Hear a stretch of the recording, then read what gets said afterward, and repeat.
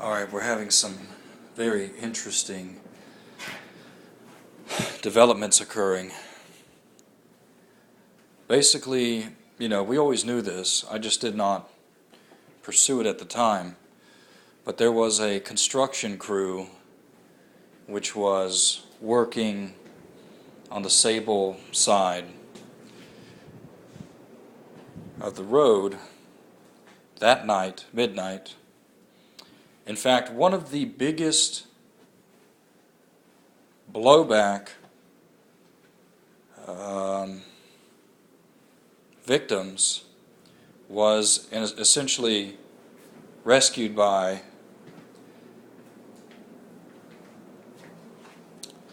one of these construction workers. His name is Zach. I think it's Zach Goldich or something. And he literally had a tear gas canister explode, which was thrown into the theater from behind his seated location.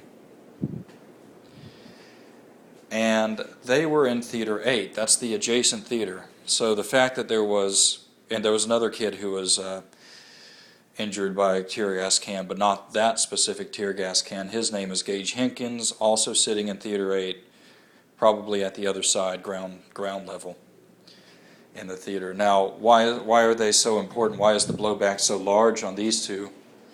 Because that's where the smoke came from, canisters going off inside the theater. Inside 8, of which the shooter was not even there. And they actually went off before the shooting occurred, like simultaneously with the other gas cans. The question you might ask is, why would they do this? Why would they throw gas canisters into a theater that wasn't even going to be shot? Because they were probably shitting bricks when they saw a team of 30 football players, of which Zach Goldich was one, going into Theater 8. And so they thought to themselves, okay, we can't have 30 football teammates interfering with this shooting, because that's something that I would think, come to mind if they were in fact enlightened that there was a shooting next door. They might try to intervene. Now, so apparently, and I don't know how, but Zach Goldich gets helped by a construction worker. Now, this is an important thing here, because at the end of the 9 News report, they say that the construction worker wants to, because the construction worker actually had background in military, military first aid, like he was an army medic of some sort. Right, that's suspicious enough. But if you watch the video of these construction workers, they are very, you wouldn't consider them to be construction workers. No offense to construction workers, but I wouldn't even say that they're FBI. I'm thinking CIA, that these people appear to be, they were also very shaken up. I'm not sure what was going on. Was it some sort of a parallel operation? Maybe these were collaborators. Maybe they were just observers. Maybe they were another foreign intelligence agency sort of watching what was happening, posing as construction workers. Yeom Lee, who was alleged by both the mainstream media and the Aurora police to be an individual who lived with one of the construction workers who was at that site. And why do I know that? Well, Yeom Lee was picked up because supposedly he was making threats that they should release James Holmes. Don't know what the connection is there. Don't know if Yeom Lee is even, I don't know. But they said, Yeom Lee's neighbors said that there was a woman who, was not in a relationship with him but lived with him, and she usually came out dressed in suits. Now sometimes, or I know that when they say suits, do they mean multiple different uniforms? Why? Because Impersonators, imposters in foreign intelligence agencies will often have a number of suits that they can wear in order to essentially infiltrate or get intel. Well, she came out in a construction outfit the evening of the shooting. Okay, so that's interesting to me. Probably multiple persons came out in construction, and they just happened to be doing, even the news reports like, how fortunate that they were there. And they were very shooken up, to such an extent that when she mentions some girls coming out the back, the construction worker next to her, supposed construction worker, kind of rubs her neck because she says how traumatizing it was for her, but there's no telling what the truth was of what she was saying. Once again, you remember, you think about what may have actually happened in that back parking lot to cause the blood trail heading back into Theater 9. So, why did they intervene? I don't know. Did they? I don't know. Were they there strictly for observational purposes? There were, in fact, guns involved. Probably, arguably the police chief is suspect. So, could they intervene? Did they know that they couldn't? But they did what they could, apparently, right? With the guy helping him out. So where am I going with this? Did they manage to save someone that they knew was capable of causing that blowback? Okay, he even says in the 9 News, he says, I just want to apologize to Zach Goldich for telling him that his injuries were minor. Because Zach Goldich was told by the people at the hospital that he was injured by a bullet or a fragment of a bullet which came through the wall, and if it had been located anywhere else he wouldn't be walking. Well, that's probably untrue. What Zach Goldich remembers is an explosion like a firecracker right behind his head.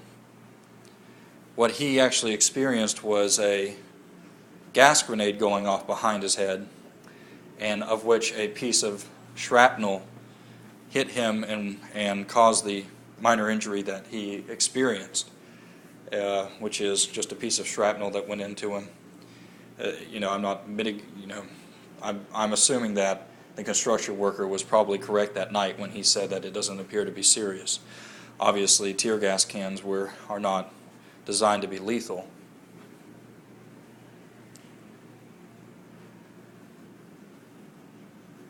Now, there's something else that's really big that's developing, and we're trying to look into it, because, as you know, the shootings that occur after this, which just, sort of magically started springing up, having similar MOs, like fragmenting bullets in the Washington, D.C. shooting, having man having goatee shoots up a conspiracy theorist filmmaker's father at the Sikh temple shooting, Wisconsin, of which a couple victims were actually from Wisconsin.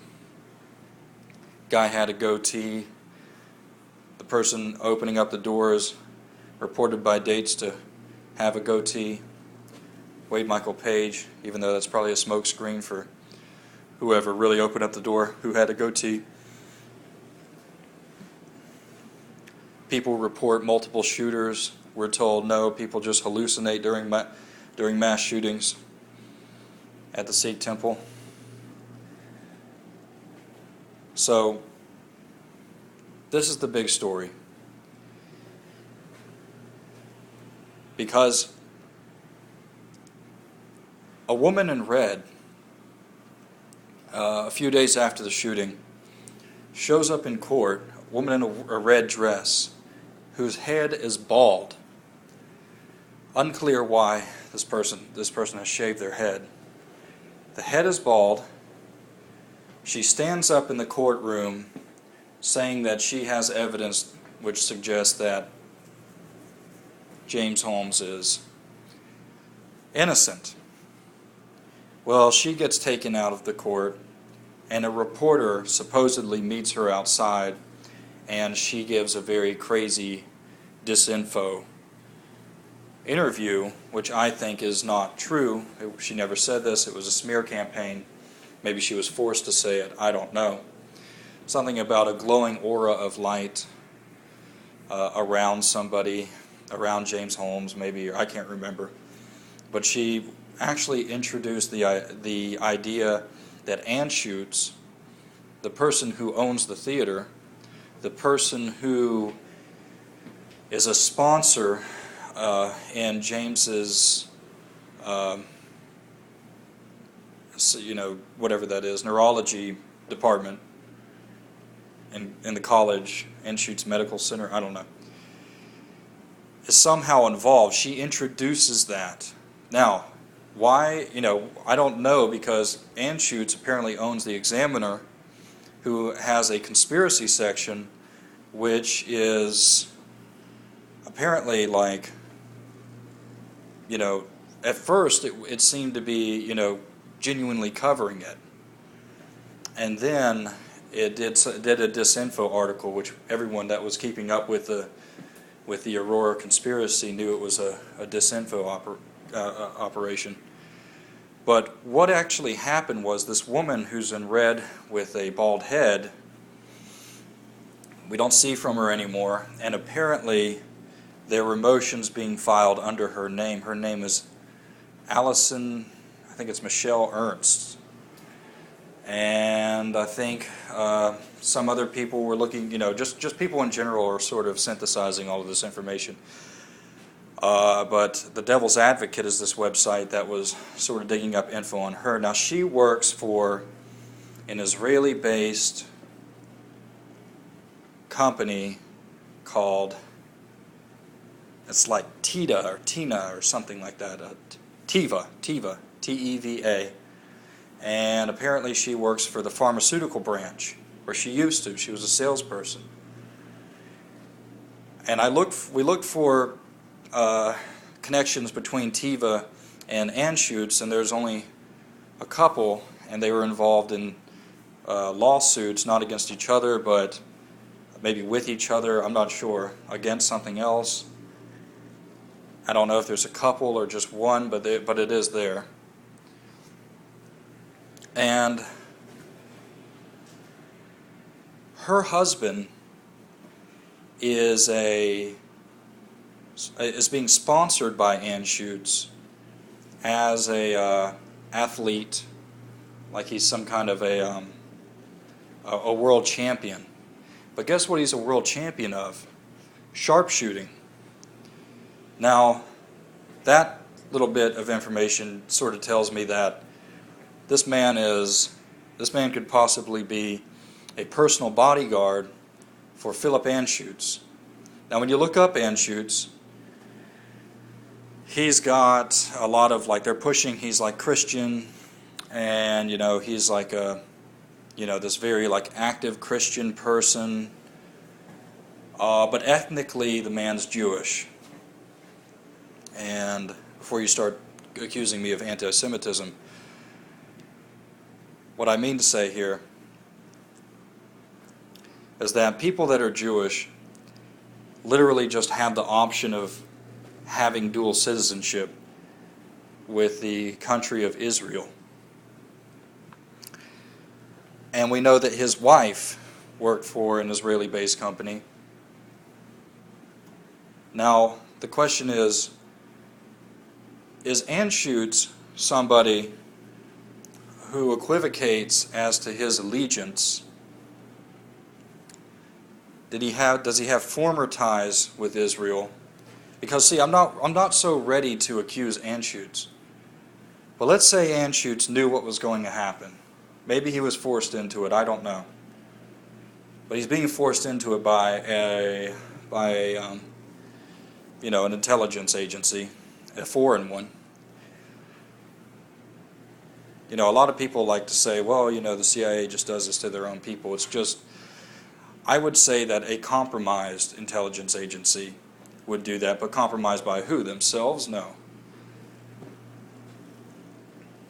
In fact, I'm inclined to think that those construction workers were CIA, and that this so-called idea that the CIA is the best intelligence agency in the world is probably just false, and our agency has been so compromised that we are at the whim of Israel. So I don't know what sort of threats actually exist with regard to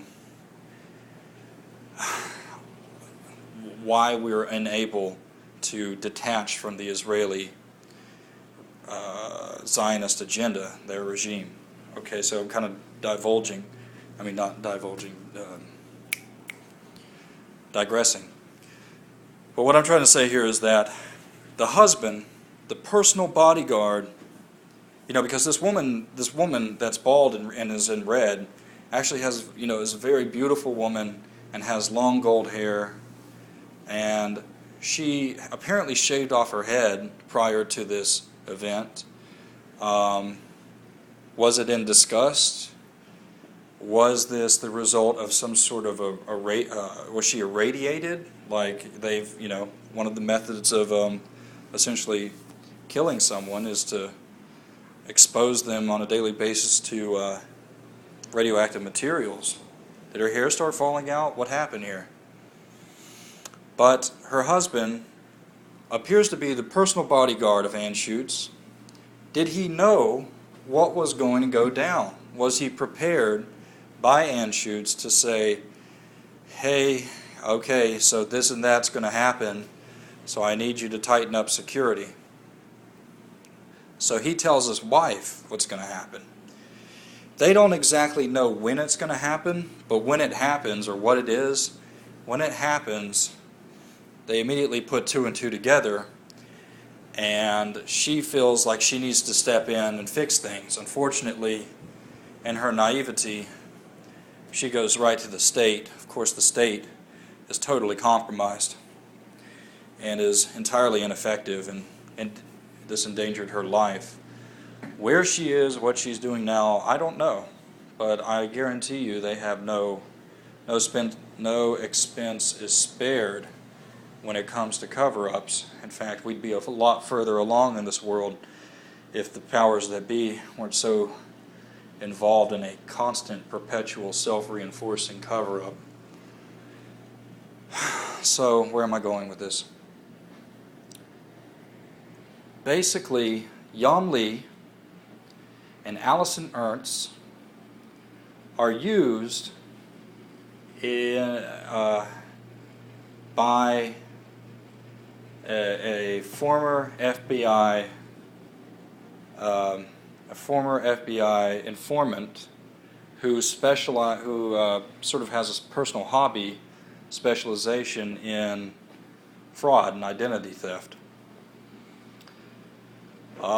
This ultimately, don't understand the reasons why. This person, who I remain unnamed, I leave it to the viewer to put these things together, because it's an ongoing thing, and kind of like how they're using the excuse to, that some information could compromise things. That's the way I have to treat this right now. But why am I making the video?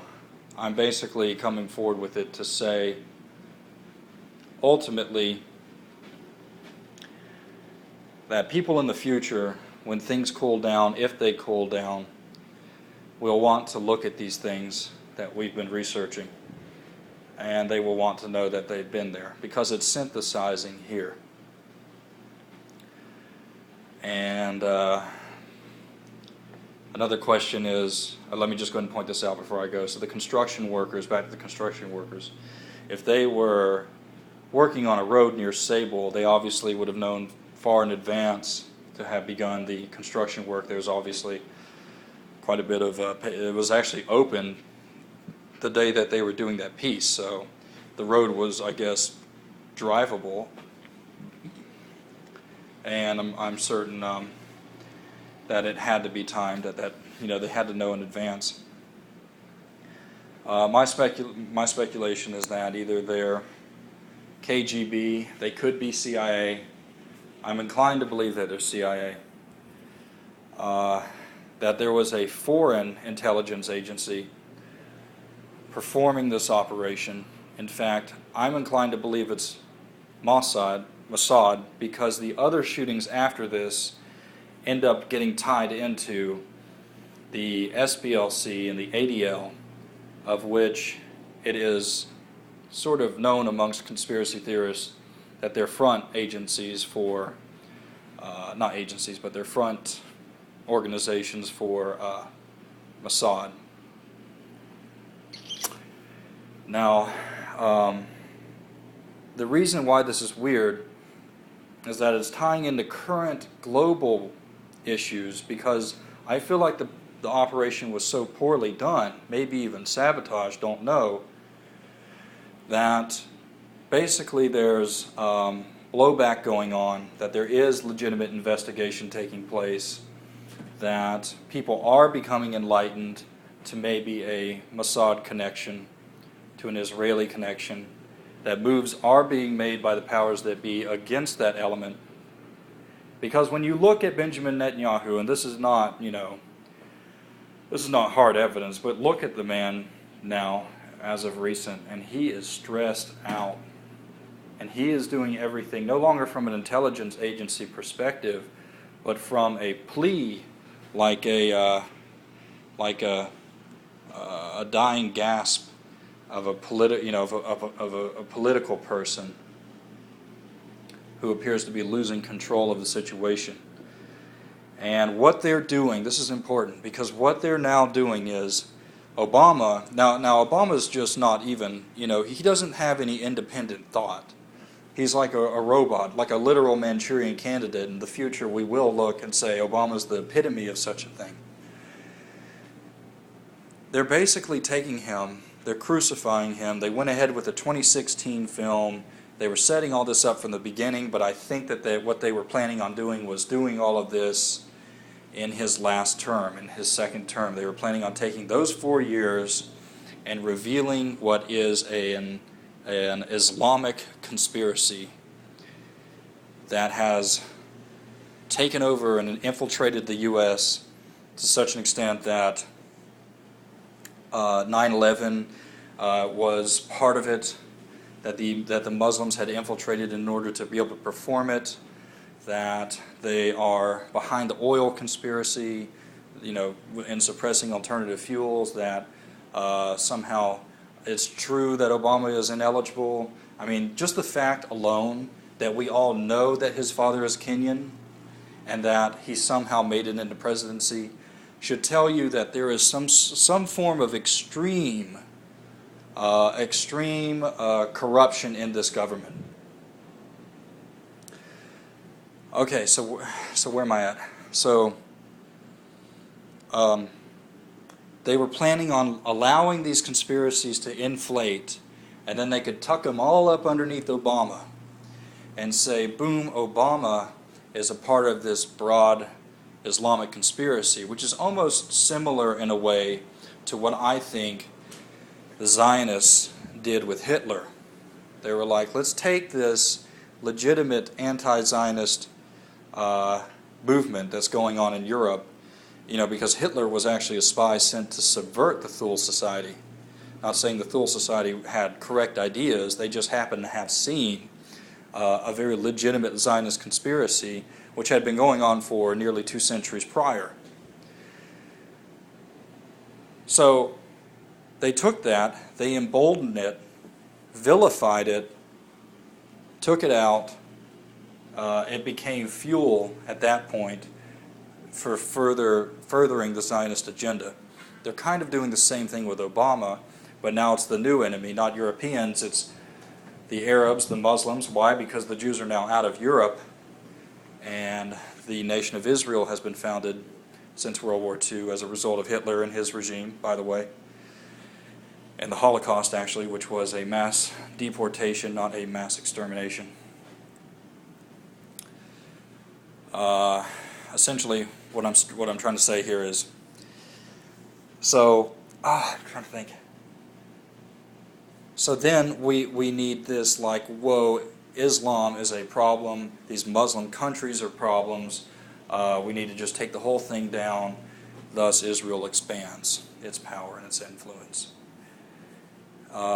So to see the powers that be clash heads right now, where you've got this like essentially Christian, even Islamic with the Saudis and the Pakistanis, and this Jewish, like this a broad way to describe it is this Zionist regime that clings to the old ideas of the West that God is coming back at the end of the world, and they, you can believably see how this influences foreign policy to such an extent that they're willing to compromise with the Bill of Rights and things like that in the name of their religion. So, to see that element, that Zionist element, emerging out of Western religion, to clash heads with these people that are pushing a police state, I don't like either one of them.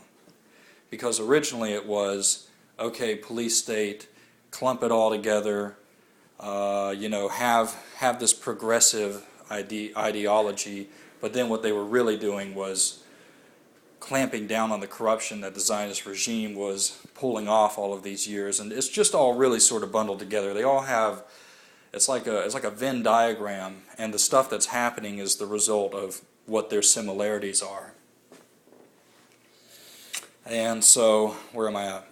Yeah, so they're pushing this, Obama's a Muslim infiltrator.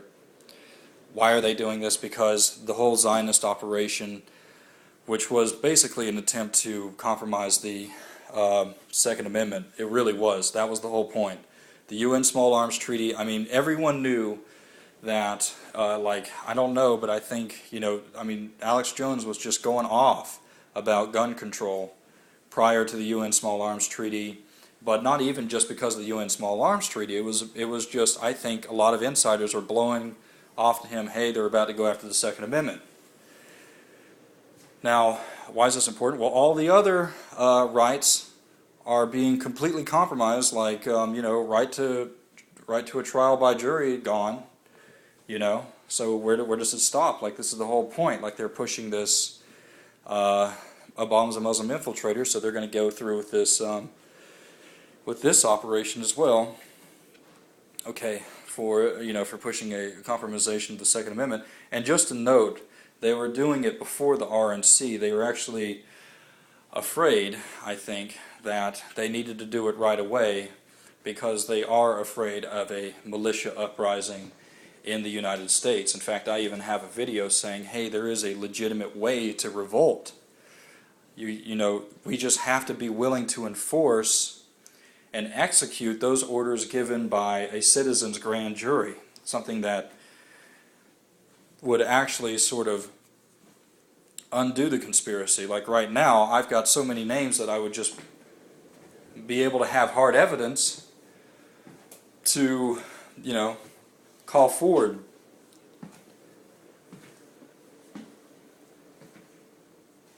How do you get them there?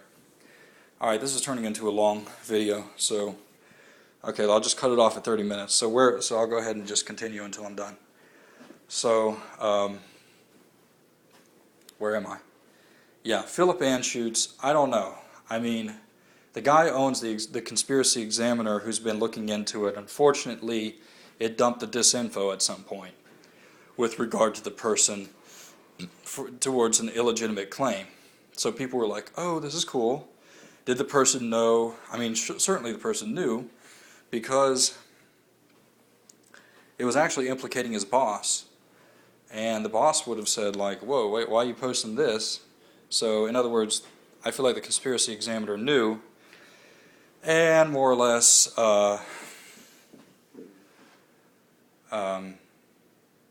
went ahead and posted it. All right, hold on, what do I got to say after this? Okay. Don't worry, it's really just rattling out of their hands. I think what we're about to see, because China's already stepped up and said that they're going to protect Iran. Okay, Russia already knows to do it. America, apparently, according to Steve Pachinik, actually knows it too, that they've been heavily compromised by the Israeli Zionist regime. They're about to dump that, and I don't know, all I know is that it's like hacking off a limb of a bad, ugly monster. It's progress, but but we have to be there to make sure that doesn't get out of control, because we can't trust the people it's becoming.